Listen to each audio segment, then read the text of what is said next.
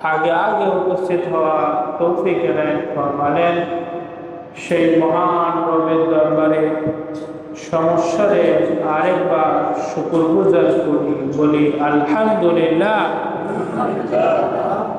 প্রিয় উপস্থিতি, আজকের দিনে ক্যালেন্ডারের দিকে যদি আমরা তাকাই তাহলে দেখতে পাচ্ছি 2026 সালের এপ্রিল মাসের আজকে 10 তারিখ এবং ইংরেজি সনের দিকে তাকাইলে আমরা দেখছি আরবি 1447 হিজরির শাওয়াল মাসের আজকে 21 তারিখ এবং বাংলা বর্ষপঞ্জির দিকে যদি আমরা তাকাই তাহলে দেখতে পাচ্ছি 1432 বঙ্গাব্দ সনের চৈত্র মাসের আজকে 27 তারিখ। কত তারিখ? 27 তারিখ। তার মানে আর 3 দিন পরেই 1432 বাংলা সন শেষ হতে যাচ্ছে। বাংলা নববর্ষ আমাদের দোরগোড়ায় পৌঁছে গেছে। 1433 বঙ্গাব্দ সন শুরু হবে। সবকিছু ঠিকঠাক থাকলে আগামী মঙ্গলবার থেকে পহেলা বৈশাখের 1ম তারিখের সূচনা হবে। তো এই বিষয়টি সামনে রেখে আপনাদের সামনে কিছু কথা একটু রাখার চেষ্টা করব। পুরো পৃথিবীব্যাপী, পুরো বিশ্বব্যাপী 2টি বর্ষপঞ্জিকা সবাই ফলো করে। একটা তো হলো ইংরেজি, অফিস আদালত, ব্যবসা প্রতিষ্ঠান, অফিসিয়াল কার্যক্রম ইত্যাদি আন্তর্জাতিকভাবে পুরো বিশ্বব্যাপী সবাই এটাকে ফলো করে হিসাবে সুবিধার্থে। আর বিশ্বব্যাপী মুসলিম জনগোষ্ঠী যেখানে যেখানে আছে, সেটা বিশ্বের যে জায়গাতেই হোক না কেন, ঠিক সেখানেই হিজরি বর্ষপঞ্জিকাও দেখা হয়, গণনা করা হয়, হিসাব করা হয় ইবাদতের স্বার্থে, ইসলামী বিভিন্ন দিক নির্দেশনা হিসাব নিকাশের সুবিধার স্বার্থে। এক্ষেত্রে আমরা বলতে পারি যে ইংরেজি বর্ষপঞ্জিকা, খ্রিস্টীয় বর্ষপঞ্জিকা এবং হিজরি বর্ষপঞ্জিকা, এই 2টি বর্ষপঞ্জিকা পুরো বিশ্বব্যাপী সমানতালে সবাই হিসাব রাখে। কিন্তু এই 2টা বর্ষপঞ্জিকার বাহিরে আঞ্চলিক কিছু বর্ষপঞ্জিকা তাদের অঞ্চলের কারবার ইত্যাদির সুবিধার্থে ব্যবহার করা হয়। তেমনই একটি বর্ষপঞ্জিকা হচ্ছে আমাদের এই বাংলা বর্ষপঞ্জিকা। এটি বর্তমানে বাংলাদেশ, ভারতের পশ্চিমবঙ্গ এবং আসাম সহ বাঙালি জাতি আরও যেখানে যেখানে থাকে ছড়িয়ে ছিটিয়ে, তারাই কেবলমাত্র এটা হিসাব রাখে। এবং এইটার সূচনা হয়েছিল আমাদের এই ভারতবর্ষ থেকে, মূলত কৃষিভিত্তিক কার্যক্রম পরিচালনার সুবিধার্থে। এখন পর্যন্ত দেখবেন আমন ধান কখন আসে, ইরি ধান কখন আসে, আপনি মুরব্বীদেরকে জিজ্ঞাসা করলে তারা বাংলা হিসেবে বলে থাকে বৈশাখ, জ্যৈষ্ঠী, আষাঢ়, শ্রাবণ, ভাদ্র, আশ্বিন, কার্তিক, অগ্রহায়ণ, পৌষ, মাঘ, ফাল্গুন, চৈত্র, এই 12টি মাসের হিসাব এখন পর্যন্ত মুরব্বীরা এটা করে থাকে। কোন ধান যাচ্ছে, কোন ধান লাগাতে হবে, গম, ভুট্টা, আলু, পেঁয়াজ, রসুন ইত্যাদি চাষের সাথে কিন্তু এখনো বাংলা বর্ষপঞ্জিকার একটা হিসাব করা হয়। এবং আমাদের এই বাংলার গাছে গাছে রসালো ফল ফ্রুট এবং ঋতু বৈচিত্র্যের দেশ এই বঙ্গদেশের এখনো এসবের হিসাব কিন্তু বাংলা সনের সাথে জড়িত। পৃথিবীর দ্বিতীয় কোনো ভূখণ্ড নাই যেখানে 6টি ঋতু একসাথে পাওয়া যায়।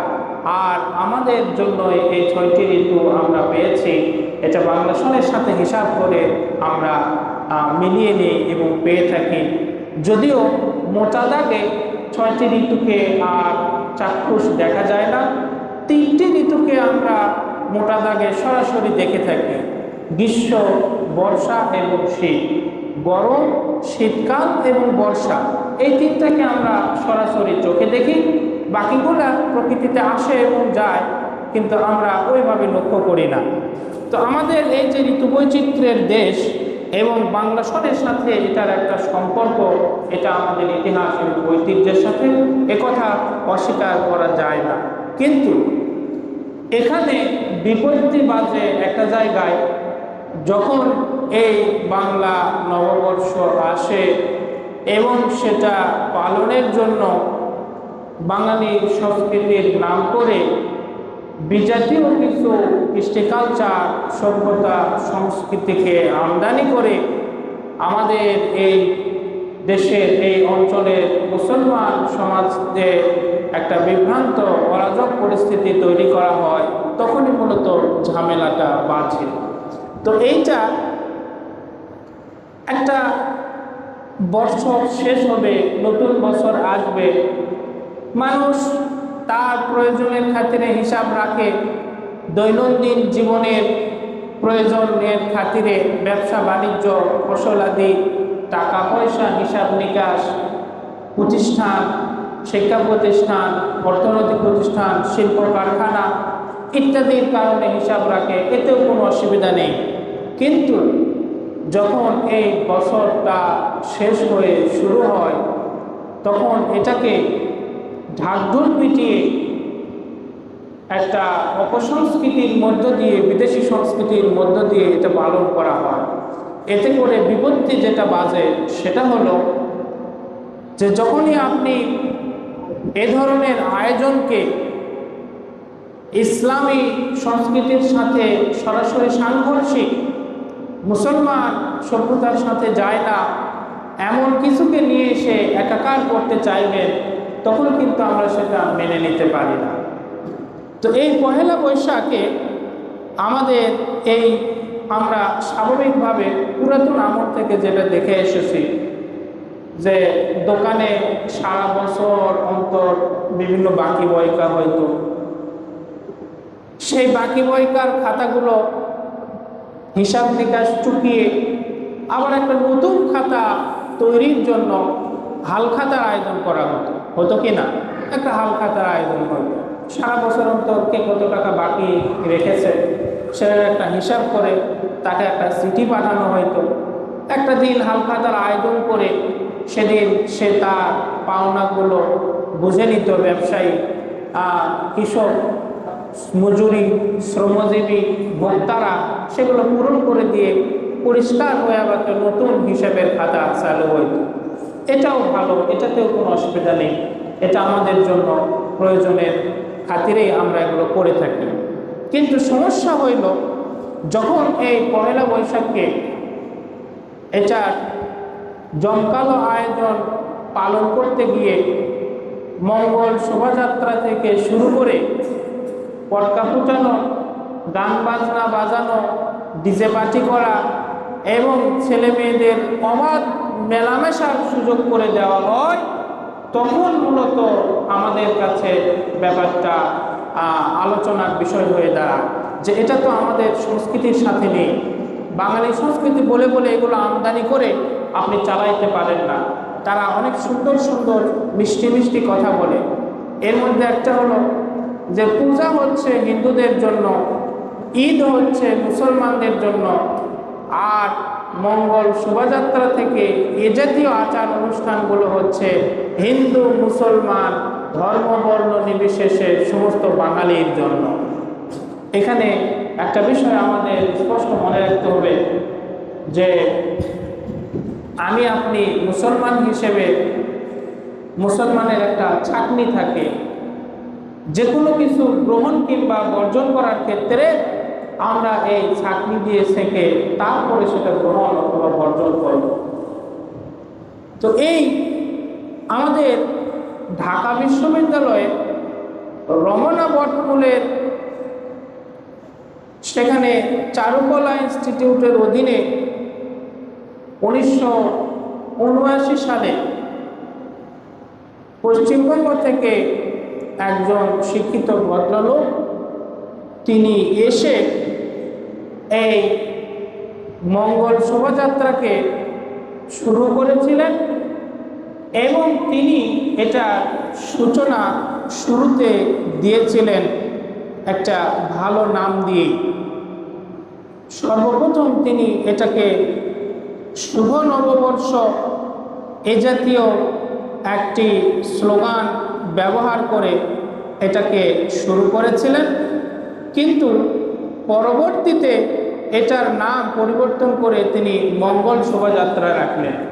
সে যাত্রায় আমরা যেটা দেখতে পাই সেখানে বাঘ, ভাল্লুক, হাতি, গরু, পেঁচা ইত্যাদি প্রাণীর মূর্তি তারা বানায় এবং সেগুলো নিয়ে একটা সম্মানের সহিত একটা মিছিল করে সেখানে একটা আড়ম্বরপূর্ণ পরিবেশ আয়োজন তৈরি করে।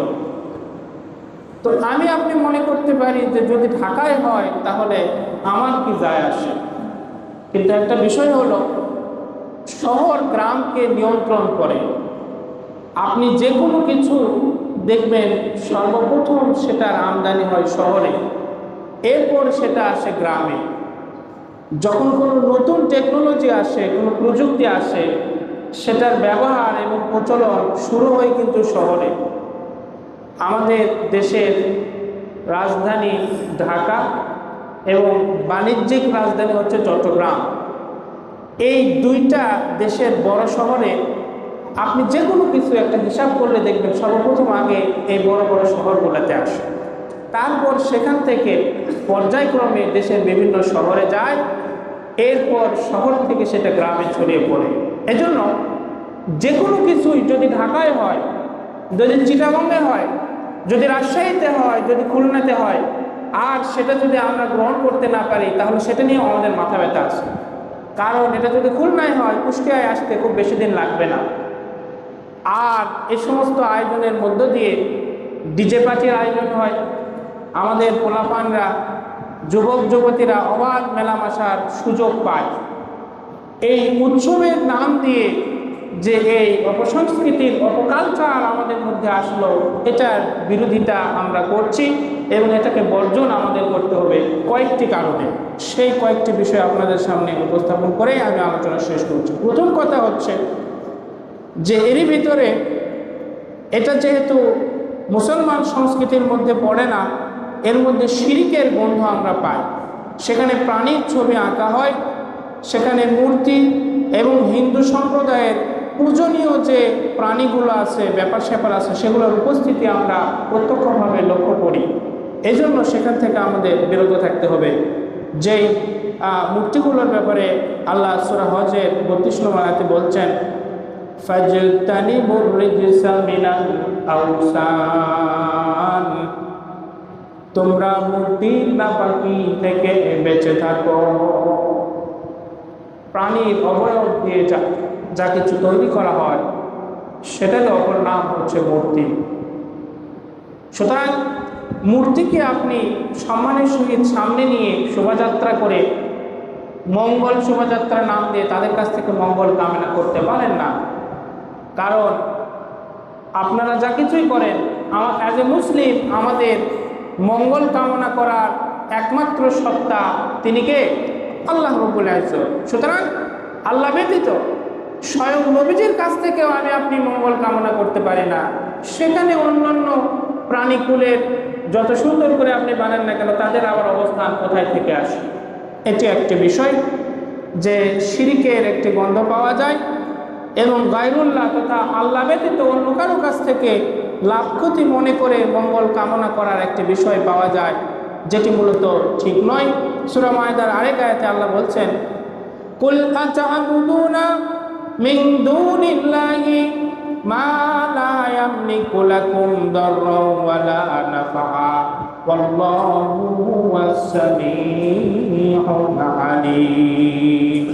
কুল, হে নবী, আপনি আপনার সম্প্রদায়ের লোকদেরকে বলে দিন, আপনি তাদেরকে বলে দিন আতাবুদুনা মিন দুনিল্লাহি মা, তোমরা কি আল্লাহ ব্যতীত এমন কোন সত্তার ইবাদত করছো, এমন কোন সত্তার কাছে ধর্ণা দিচ্ছ, লা ইয়ামলিকু লাকুম দাররা, যেই সত্তা তোমাদের জন্য কোনো ক্ষতির ক্ষমতা রাখে না, ওয়ালা নাফা, এবং কোনো কল্যাণ করার ক্ষমতা রাখে না, ওয়াল্লাহু হুয়াস সামিউল আলীম, আর আল্লাহ কিন্তু সব শুনছেন এবং সব জ্ঞাত আছেন। আল্লাহ বলছেন তুমি তাদেরকে বলো, তোমরা কি এমন কারো কাছে ধর্ণা দিচ্ছ, ইবাদত হিসেবে গ্রহণ করছো, উপাস্য বানাচ্ছ, যারা নিজেদের এবং অন্যের ক্ষতি করার এবং মঙ্গল করার কোনো ক্ষমতা রাখে না? তোমরা কি এটা করছো? এটা কিন্তু গুনাহে কবিরা, এটা কিন্তু ভালো কাজ নয়, সতর্ক করেছে। সুতরাং এ ধরনের কাজ আমরা করতে পারি না। আরেকটি বিষয় হলো যে যে সমস্ত বিষয় মুসলমান ব্যতীত অমুসলিম, সে অমুসলিমটা যে নামেই হোক না কেন, যদি তাদের এটা জাতীয় কোনো কালচার হয়, সেটা আমরা গ্রহণ করতে পারি না সরাসরি। কারণ নবীজি সাল্লাল্লাহু আলাইহি সাল্লাম বলেছেন, মান তাশাব্বাহা বিকওমিন ফাহুয়া মিনহুম, যে ব্যক্তি যে জাতি কৃষ্টি কালচারের সাথে নিজেকে মিলিয়ে ফেললো, কাল কিয়ামতে সে তাদের দলভুক্ত হবে, তাদের সাথে তারা হাসর নাসর হবে। সুতরাং আমরা অন্যদের জাতীয় কৃষ্টি কালচার, সংস্কৃতি, সভ্যতা এগুলো সরাসরি গ্রহণ করে তাদের সাথে মিলে একাকার হয়ে যেতে পারি না। আর যে কথাটি সর্বশেষ বলছিলাম সেটা হচ্ছে যে নববর্ষকে কেন্দ্র করে এ ধরনের জমকালো কোনো আয়োজন, এটার অনুমতি নাই। সৌদিতে জাতীয় একটা ফতুয়া বোর্ড আছে, আমাদের যেরকম বাংলাদেশে ইসলামিক ফাউন্ডেশন আছে, তারা ধর্মীয় কিছু কিছু বিষয়ে নির্দেশনা দেয়, এরকম পুরো সৌদিতে একটা ফতুয়া বোর্ড আছে। সেই ফতুয়া বোর্ডের নাম হচ্ছে ফতুয়াতু লাজনাতুদ দায়রা। পুরা জাতীয় যে কোনো ইস্যুতে তারা এই বোর্ডটা বসে এবং ধর্মীয় দিক নির্দেশনা দেয় এবং সেই অনুযায়ী রাষ্ট্রীয় কার্যক্রম পরিচালনা করে। সেই ফতুয়া বোর্ডের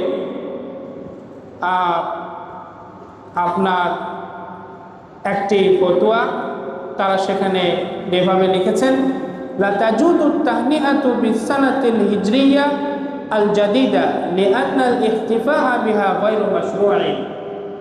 তাদের সেখানে তো আর এই বাংলা সন নেই, যেটা শুরুতে বলছিলাম যে পুরো বিশ্বব্যাপী দুইটা সন বর্ষপঞ্জি হিসাব হয়, ইংরেজি এবং আরবি।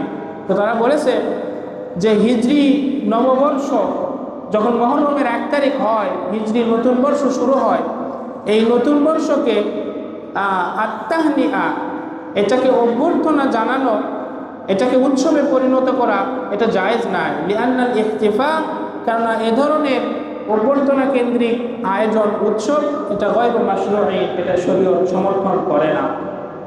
বছর আসবে, বছর যাবে, সেটা আমাদের নিজেদের প্রয়োজনে আমরা হিসাব করব, কাজে ব্যবহার করব, যেরকম আমরা হালখাতা করি, এটা একটা ব্যবসায়িক প্রয়োজন।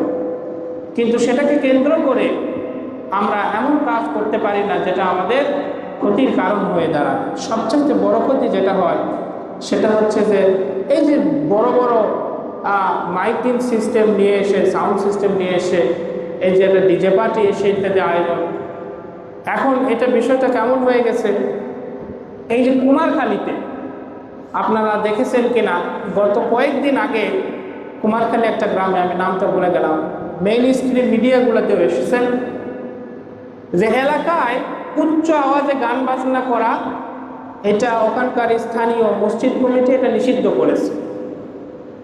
তো এটা শুধু নিষিদ্ধই করে নাই, নিষিদ্ধ করার পরে এটা আবার এলাকায় মাইকিং করা হয়েছে। তো এখন একটা সামাজিক চাপ তৈরির জন্য, শুধু শুধু মুখে বললে সেটা হয়তো অনেকে শোনে, অনেকে শোনে না, তো সামাজিক চাপ তৈরির জন্য মাইকিং করা হয়েছে। এবং ঘোষণাটা এভাবে এসেছে যে যারা এরকম উচ্চ আওয়াজে গান বাজনা বাজাবে, মানুষের বসবাসের, জীবনযাপনের ব্যর্থ ঘটাবে, বিপর্যয় সৃষ্টি করবে, অনেক শিশু থাকে, অনেক অসুস্থ ব্যক্তি থাকে, সারা রাত বা মধ্যরাত পর্যন্ত আপনি একটা জায়গায় জোরে আওয়াজে গান বাজালে এমনিতেই মানুষের স্বাভাবিক জীবন ব্যাহত হয়। এই কুমারখালী ঘটনা বলছে, আপনারা সার্চ করলেও পাবেন। তো বলা হয়েছে যারা এগুলো করবে তারা সামাজিকভাবে বয়কটের শিকার হবে, তাদেরকে মসজিদ, গোরস্থান, ঈদগাহ এখানে গ্রহণ করা হবে না, মারা গেলে তাদেরকে জানাজা পড়িয়ে আমরা আমাদের কবরস্থানে কবরস্থ করব না, এটা তারা সিদ্ধান্ত নিয়ে এটা মাইকিং করেছে এলাকায়। তো প্রথম আলো এইটাকে রিপোর্ট করেছে নেতিবাচকভাবে যে এরকম একটি কাজ সমাজে হয়ে গেল। তো পরবর্তীতে অন্যান্য মিডিয়ার এলাকায় সরাসরি গিয়েছে এবং এলাকাবাসী সাক্ষাৎকার নিয়েছে যে এই সিদ্ধান্তটিকে, কমিটির সিদ্ধান্তকে আপনারা কীভাবে দেখছেন। তো তারা সবাই এরকম সাক্ষাৎকারে বলেছে এটাকে আমরা সাধুবাদ জানাইছি, অল্প কিছু সংখ্যক মানুষ যাদেরকে আমরা থামাতে পারছিলাম না তাদের জন্য আমরা এই ধরনের সিদ্ধান্ত নিতে বাধ্য হয়েছি এবং এটাতে আমরা সন্তুষ্ট। এলাকাবাসীর কোনো অসুবিধা নাই, কিন্তু কিছু কিছু মিডিয়া এটা সারা দেশে এমনভাবে ছড়াচ্ছে যেন এরকম সিদ্ধান্ত নেওয়াটাই একটা অপরাধ হয়ে গেছে। তো আমরা যখন কোনো ভালো কাজ করি, কেউ কেউ এ ধরনের কাজ করে, তো আমাদের এ ব্যাপারে সতর্ক থাকতে হবে। এ লড়াই চলবে, সত্য মিথ্যার এই দ্বন্দ্ব এটা চলবেই, কিন্তু আমাদেরকে সত্যের পক্ষে থাকতে হবে।